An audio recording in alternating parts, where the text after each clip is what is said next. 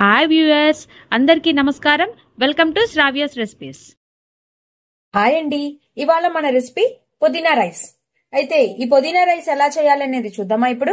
ఇక process start చేద్దామా అండి. తీసుకోండి, జార్లో పుదీనాలు వేసుకుందామండి.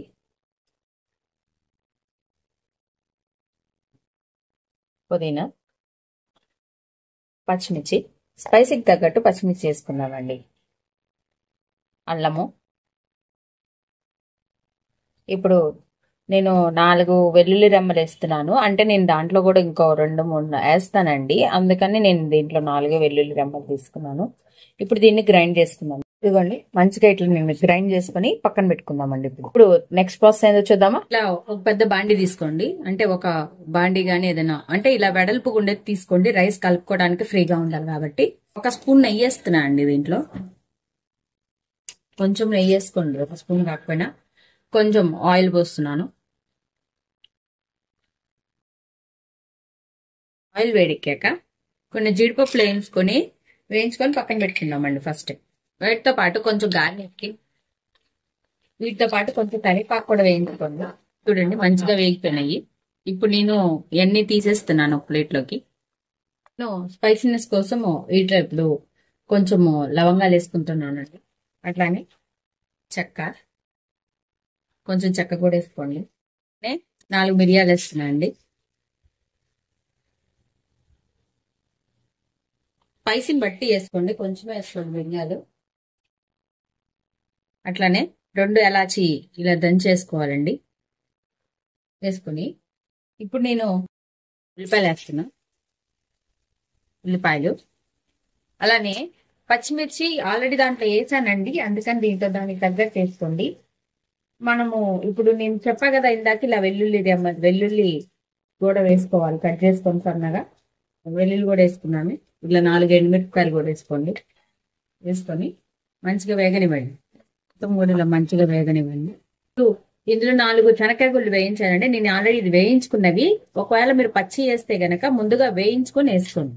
నేను వేయించుకొని ఉంచుకున్నానండి, అందుకని నేను ఇప్పుడు వేస్తున్నాను. ఒకవేళ కనుక మీరు పచ్చి యూజ్ చేస్తే ఆ పచ్చి మాత్రం ముందుగానే వేయించుకొని, ఇందాక మనము జీడిపప్పు కరివేపాకు ఎట్లయితే వేయించుకున్నామో ఆ శనక్కాయ గుళ్ళు వేయించుకొని పక్కన పెట్టుకోండి.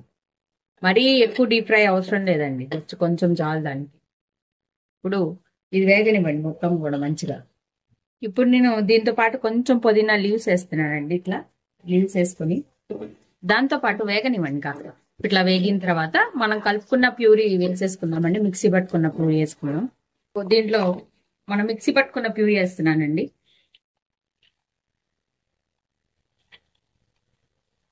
కొంచెం పసుపు వేస్తున్నాను. కొంచెం పసుపు,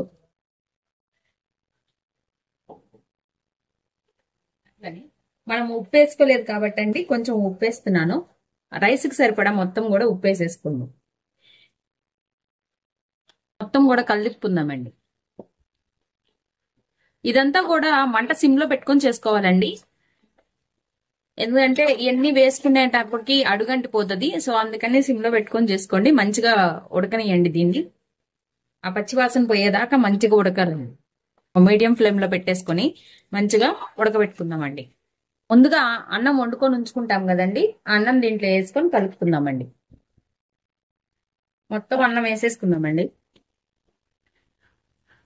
మనము జనరల్ గా వండుకునే దాని మీద కన్నా కొంచెం పలుగ్గా తీసుకోండి, అప్పుడు మంచిగా పొడిపొడిలాడుతుంది.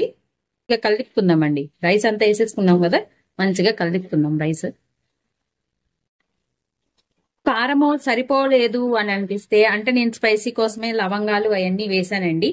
ఒకవేళ మీకు ఇంకా కారం కావాలి, సరిపోదు ఆ స్పైసీనెస్ అనుకుంటే కొంచెం కారం వేసుకోవచ్చండి. నేనైతే వెయ్యలేదు, కావాలంటే వేసుకోవచ్చు కారం కూడా. ఎందుకంటే ఆల్రెడీ పచ్చిమిర్చి లవంగాలు అన్ని ఘాటు ఉంటాయి కాబట్టి, మిరియాలు కూడా వేసాం కాబట్టి, సో అందుకని నేను కొంచెము వేయలేదండి. కావాలంటే మీరు కారం కూడా వేసుకోవచ్చు కొంచెం. ఇప్పుడు మనం ఇట్లా కొంచెం సేపు ఉంచుకుందామండి. ఇప్పుడే కదా కలుపుకుంది, రైస్ కి పట్టడానికి ఆ వేడి గాని మొత్తం పట్టడానికి ఇంకొంచెం సేపు ఉంచుకొని అప్పుడు తీసేద్దామండి. ఇంకా అంతే అండి. ఇప్పుడు మంచిగా ఇలా వేగిపోయింది. ఇప్పుడు మనము ఆపేసుకుందాం. మంచిగా రెడీ అయిపోయింది. ఇప్పుడు ఒక బౌల్లోకి తీసుకుందామండి. ఇప్పుడు మనం ఇందాక వేయించుకున్న కరివేపాకు జీడిపప్పు ఉంది కదా, వేసేసుకుందామండి దీంట్లో. కమ్మటి పుదీనా రైస్ రెడీ అయిపోయింది. ఈ వీడియో కనుక మీకు నచ్చినట్టయితే ప్లీజ్ లైక్ చేసి షేర్ చేసి సబ్స్క్రైబ్ చేసుకోండి. Thank you for watching Sravya's recipes.